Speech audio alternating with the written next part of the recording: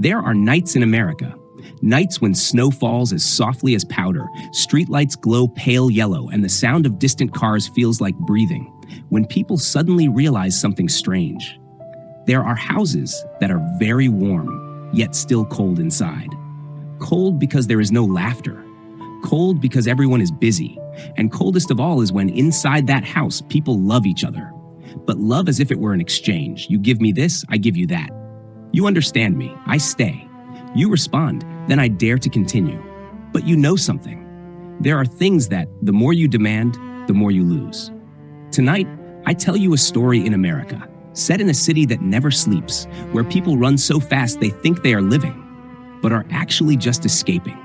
It is the story of a man who once believed that love must be returned, that life must have results, and that time was something he could always deal with later. Until he encountered three truths, like three blades cutting straight into the deepest pain. Love does not demand repayment. Slow down to see clearly. A human life is only one long breath. His name is Daniel Morgan, 39 years old, living in Chicago, a project manager at a technology company, a job that sounds stable and dream-worthy, but in reality is a grinder.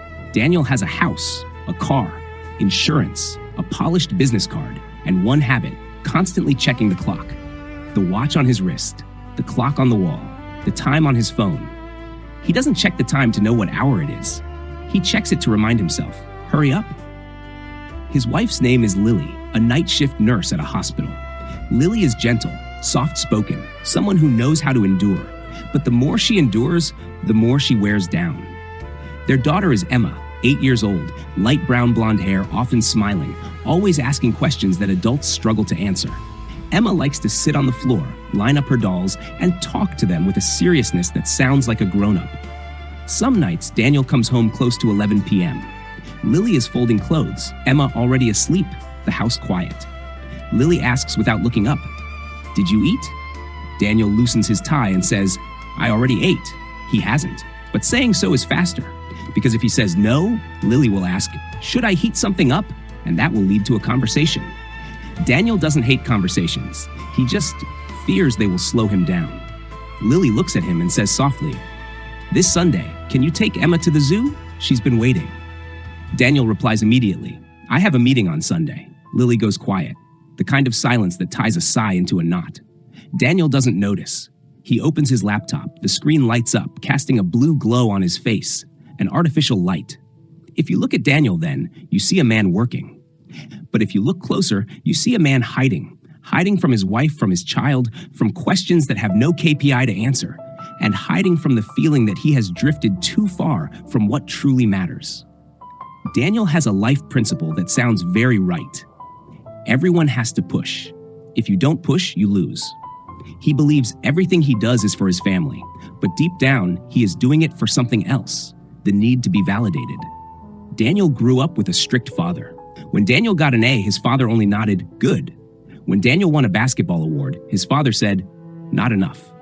When Daniel graduated, his father said, "Now it really starts. No hugs, no praise, no I'm proud of you." So Daniel learned to love like solving an equation. Do well to deserve being seen. When he loved Lily, he unconsciously brought that formula into the marriage. Lily takes care of him. He feels right. Lily is compliant. He feels right. Lily understands him. He stays. But when Lily is tired, when Lily goes quiet, when Lily has needs of her own, Daniel feels he is losing control. And people who lose control react in familiar ways. They tighten their grip. One evening, Lily is changing for her night shift. Emma runs out, hugging her mother, chattering, "Mommy, today at school, Lily bends down to listen. Daniel stands by the door and says urgently, "You're going to be late." Lily looks up, exhaustion in her eyes. "Can you let me hear her finish one sentence?" Daniel freezes. He wants to say, "I'm worried about you," but it sounds like control. He wants to say, "I'm just reminding you," but it sounds like interruption. Emma stands between them, looks at her parents, then quietly steps back, like a child who learns very quickly how not to be a burden. That night, Lily goes to work. Daniel stays home, Emma asleep. Daniel sits alone, feeling something unfamiliar, uneasy, unsettled. He scrolls social media. Friends post photos of trips, vacations, smiling faces. Daniel clicks like automatically. Then he realizes he has never had a photo like that. Not because he lacks money, but because he is always waiting. Waiting until the project is done, waiting until the promotion comes, waiting until things are more stable. But life never truly has a done state. The next morning, Daniel drives Emma to school. Emma sits in the back seat, swinging her legs. Suddenly, she asks, "Daddy, when do you have time?" Daniel smiles. "Daddy always has time." Emma says softly, "No, you have meetings." A child's sentence, but it lands like a pinprick. No immediate blood, just pain. Daniel wants to argue. But what is the point of arguing with your own child? He stays silent, and in that silence, he hears something inside him roll over and drop. A bit of shame. That day at work, Daniel has a major presentation. He wants everything perfect. Slides the right color, words at the right pace, voice at the right tempo. Then, just as he begins, his phone vibrates. A message from Lily. "Emma has a fever. I'm taking her to the ER." Daniel looks at the screen. His heart tightens. The first thought that pops up is not, "Is she okay?" It is, "I'm in a meeting." You see, some people aren't bad. They're just ruled by habit. Daniel texts back, "I'm busy. Handle it first." Then turns back to the stage. The presentation is a success. The boss nods. Colleagues applaud. Daniel hears the applause, but it doesn't warm him. It sounds like rain hitting glass, loud but cold. An hour later, he rushes to the hospital. Emma lies on the bed, face flushed, eyes dull. Lily sits beside her, hair messy, clothes smelling of antiseptic. Daniel asks quickly, "How is she?" Lily replies flatly, "Mild pneumonia." Observation. Daniel exhales, like dropping a heavy stone. Then Lily asks, "Meeting done?" The question sounds normal, but its edge is cold. Daniel says, "I couldn't leave. This project is important." Lily looks at him, no anger left, only something more dangerous, exhaustion. "You always say important, but do you know? To her, you are what's important?" Daniel wants to say, "I do this for her," but the words sound hollow, even to himself. Lily stands up. "I'm going to get coffee." She leaves. No slammed doors, no shouting, no dramatic scene. But Daniel stays seated, and for the first time he feels something. Distance can kill, without making a sound. That night, Emma sleeps in the hospital. Daniel dozes on a chair. Hospitals at night in America are not dark. They are white. White enough to make people feel exposed. Daniel watches his daughter, her small hand with an IV, her chest rising and falling like a tiny bird. He hears again, "Daddy, when do you have time?" And for the first time, he has no answer. In the morning, the doctor says she can go home with medication and rest. Daniel drives them home. In the car, Lily is silent, the kind of silence that comes before a decision. That night, after Emma sleeps, Lily places a paper on the table. Daniel looks at it, his heart dropping. A legal consultation for separation. Daniel jumps up. "What are you doing?" Lily looks at him calmly. "I'm not doing anything. I'm just exhausted." Daniel snaps. "I didn't cheat. I didn't hit you. I provide for this house." Lily cuts in slowly. "You provide for your rightness, for your need to feel like a good man. But are you here, Daniel?" Daniel freezes. Lily continues. "Living with you is like living next to a machine. I don't need you perfect. I just need you present. But you are only present when I respond the way you expect." Daniel tries. "I love you." Lily nods. "I believe you love. But you love with conditions. You love while needing proof. I'm tired." Loving with conditions falls between them. Daniel feels it sting, because it's true. That night, Daniel doesn't sleep. He goes into the backyard, cold air, sharp wind. He remembers something old. At 15, he fell off his bike, scraped his leg. He told his father it hurt. His father said, "If it hurts, stand up, don't make a fuss." From then on, Daniel learned, pain must be swallowed, and love must be earned. And once you believe that, you love transactionally. The next morning, Daniel takes a week off. His boss is surprised. Daniel is surprised he dares. He doesn't know where to go. His car drives itself out of the city toward Lake Michigan to a small meditation center run by Asian immigrants, one Lily once mentioned, but Daniel never had time for.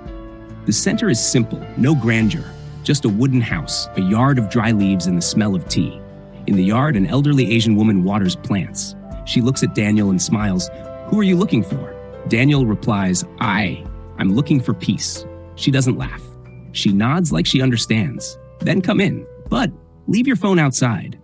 Daniel hesitates. "I need my phone. I have work." She asks gently, "What work is more important than breathing?" Daniel is speechless. He puts his phone in a wooden box, walks inside. People sit quietly, no talking, no teaching, just sitting. Daniel sits, his back stiff as a stick, 5 minutes in, he's irritated. 10 minutes, restless. 20 minutes, his mind explodes with noise. Then, slowly, like a door creaking open, he begins to hear something long buried, his own inner voice. That voice doesn't talk about projects, doesn't talk about promotions. It asks only, what am I living for? Daniel opens his eyes. The old woman sits beside him and asks, what do you see? Daniel rasps, I see that I'm tired. She nods. Tired because you run too fast. You think speed is life, but speed is often escape. Daniel swallows. I'm afraid if I slow down, I'll lose. She looks at him gently. You're afraid of losing, so you demand returns. You want your wife and child to love you the way you need. But love is not a contract. Daniel is silent. She continues. Love does not demand repayment. Can you love your family without needing them to prove anything? The question holds up a mirror. Daniel sees himself. A man desperate to be loved, but unable to love freely. Daniel asks, but if I give without asking, what if they leave me? She looks out the window at trembling leaves. You don't give everything. You give consciously. Love without demand, not without awareness. You know what you give, what you keep. Daniel exhales. For the first time, awareness doesn't sound abstract. She hands him a cup of hot tea. Drink slowly. Daniel drinks. The warmth spreads through his hands. He realizes, when was the last time he drank something without checking his phone? She says, slow down to see clearly. If you don't slow, you won't see your wife wearing down, your child going silent, or yourself hollowing out. Daniel looks into the tea. The surface ripples. Like his mind, he asks, and a human life is only one long breath. What does that mean? She pauses, then asks, have you ever stood beside someone who was dying? Daniel thinks of the hospital night, his daughter's chest rising. She speaks slowly. When you watch someone's breathing weaken, you understand. Life is not long. It is one extended breath. Some breathe longer, some shorter, but everyone exhales for the last time. Daniel feels heat in his throat. She places her hand on her chest. If life is only one long breath, what are you still waiting for? Daniel cannot answer. He leaves in the afternoon. The Chicago sky is gray, the wind cold, but something inside him cracks. The shell of, I must be right. At home, Lily sits at the kitchen table, reading Emma's prescription. Emma lies on the sofa, blanket pulled up, eyes on the TV, but not watching. Daniel enters. He doesn't speak immediately. He sits down, slowly. Lily looks up, guarded. Someone used to being hurt. Daniel says, I'm sorry. She doesn't react warmly. She just looks. Because apologies without change are just sounds. Daniel continues. I'm sorry for turning love into something you had to repay. I'm sorry for demanding you understand me while I never understood you. Lily is quiet. Her eyes redden, but she doesn't cry. Daniel looks at Emma. Emma, Daddy. Emma turns away. Daniel feels a stab. He wants to explain, but remembers love doesn't demand response. He says softly, Daddy will be here, even if you don't want to talk now. Emma doesn't answer. Daniel doesn't force. That night, Daniel doesn't open his laptop. He sits beside his daughter, watching her breathe, not doing anything productive by work standards, just being present. Lily stands in the doorway, watching. Her eyes test the moment. Is this real or temporary? In the days that follow, Daniel practices slowing down. Slowing means phone off at dinner. Slowing means listening to Lily without offering solutions. Slowing means asking Emma a question and waiting. But slowing has a price. When you slow down, you see cracks you once outran. Daniel sees Lily's trust is thin. Daniel sees Emma hugging a pillow when she speaks. Daniel sees himself get irritated when progress is slow. One night, Daniel slips, takes a work call and talks for over an hour, skipping family dinner. Emma takes her bowl upstairs. Lily says nothing, just cleans up. Daniel rushes up. Emma, Daddy had to. Emma says quietly but clearly, you always have to. Daniel freezes. Lily says behind him, see, one time is enough, because she remembers years. Daniel wants to argue just once, but he understands wounds aren't counted by incidents. They're counted by repeated later. That night, Daniel sits in the living room, staring at the wall clock.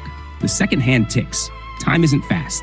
Only he is. He remembers, a human life is one long breath. He looks at Emma, looks at Lily. If that breath ended early, how would he want them to remember him? Daniel does something he once thought unnecessary. He writes letters. One to Lily, one to Emma. To Lily, he writes, short, no defense, no credit counting. I loved you by demanding you stay. I am learning to love without gripping your wrist. If you stay, I am grateful. If you leave, I will not blame you. I ask for a chance to change, not to keep you as possession, but to become worthy of love. To Emma, he writes, Daddy will not be perfect. Daddy promises to be present. Daddy loves you even when you are angry. Daddy is sorry for making home a place where you had to be good to avoid being a burden. You are allowed to breathe. He leaves the letters on the table, doesn't force them to read. 2 days later, Lily holds her letter, eyes wet. She doesn't say, I forgive you. She asks, do you know how lonely I've been?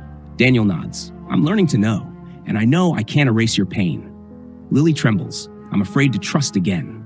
I'm afraid of another disappointment. Daniel says, I'm afraid too, but I don't want my life to end in fear. It's not poetic, just true. That night, Emma secretly reads her letter. No one knows. The next morning, Emma comes down and places a small note in front of Daniel. Childlike handwriting. Daddy, can we go to the lake slow? Daniel looks. His heart softens like melting ice. He nods. Yes, slow. They go to Lake Michigan, cold air, gray water. Daniel doesn't take photos, doesn't check in. They just walk. Steps slowly, crunching leaves. She laughs. A small laugh, but to Daniel it feels like light. Lily walks beside them, hands in pockets, quiet. But her silence today is different. Not despair, but observation. Emma points to the lake. Daddy, look. The water is moving, but it's still. Daniel looks. Waves move, but the lake doesn't run away. He understands. Peace is not the absence of waves. Peace is knowing where you stand when waves come. Daniel says softly, Emma, thank you. For what? For giving Daddy a chance to breathe. Emma doesn't fully understand, but she holds his hand, lightly. Daniel remembers the beginning, people afraid to turn off the lights, afraid to hear themselves. That night, Daniel turns off the living room lights. Not afraid. He sits in the dark, hearing wind outside, fridge humming, his own heartbeat. This time, the voice inside doesn't ask in panic. It whispers, slow down, love, don't demand. A month later, Lily hasn't signed the separation papers. She doesn't say, I'm staying. She says, I want to try a little longer, but remember, I don't belong to you. I choose to stay because I see you living. Daniel nods. He doesn't grab that sentence like a victory. He breathes, feels grateful. Work is still stressful. Deadlines still come. Messages still buzz. But Daniel knows how to pause. Before replying to emails, he breathes once. Before reacting, he asks, what am I demanding? Before speaking, he remembers, love does not demand return. One day, Daniel is late picking Emma up because of traffic. Emma stands outside the school gate, face red from the cold. Daniel rushes over, about to explain. Emma just asks, Daddy, are you okay? Daniel freezes. A child who once couldn't breathe now asks if her father is okay. He kneels and hugs her. Daddy is learning. Emma nods. Learning is slow. Daniel laughs, a real laugh. You see, sometimes miracles don't come from big transformations. They come from small pauses, slow moments. One night, Lily works the night shift. Daniel stays home alone. He turns off the lights, not afraid. He sits in the dark, hearing the wind, the quiet, his own breathing. He reflects on his life, running, winning, controlling. And he almost smiles. He once thought strength meant needing no one. But true strength is loving without demanding. He once thought speed meant efficiency. But slowness reveals. He once thought life was long. But life is just one long breath, sometimes deep, sometimes shallow, and then the final exhale. If listening to this story, you feel something soften inside, perhaps you too love by demanding. Demanding understanding, demanding response, demanding someone stay the right way. Tonight, try something small. In one conversation, don't demand an outcome. Just be present. Just listen. Just breathe slowly.